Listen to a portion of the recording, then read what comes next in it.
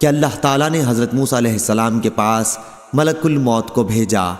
جب ملک الموت حضرت موسیٰ علیہ السلام کے پاس آئے تو انہوں نے انہیں چانٹا مارا، کیونکہ وہ انسان کی صورت میں آیا تھا۔ ملک الموت اللہ رب العزت کی بارگاہ میں واپس ہوئے اور عرض کیا کہ تو نے اپنے ایک ایسے بندے کے پاس مجھے بھیجا جو موت کے لیے تیار نہیں ہے۔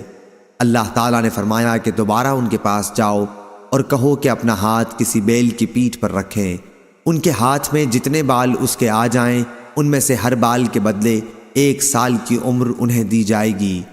ملک الموت دوبارہ آئے اور اللہ تعالیٰ کا فیصلہ سنایا۔ حضرت موسیٰ علیہ السلام بولے، اے رب پھر اس کے بعد کیا ہوگا؟ اللہ تعالیٰ نے فرمایا کہ پھر موت ہے۔ حضرت موسیٰ علیہ السلام نے عرض کیا کہ پھر ابھی کیوں نہ آ جائے؟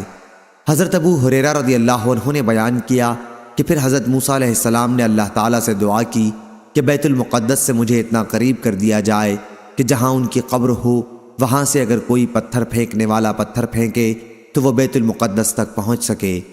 حضرت ابو ہریرہ رضی اللہ عنہ نے بیان کیا کہ رسول اللہ صلی اللہ علیہ وسلم نے فرمایا کہ اگر میں وہاں موجود ہوتا تو بیت المقدس میں تمہیں ان کی قبر دکھاتا جو راستے کے کنارے پر ہے، ریت کے سرخ ٹیلے سے نیچے۔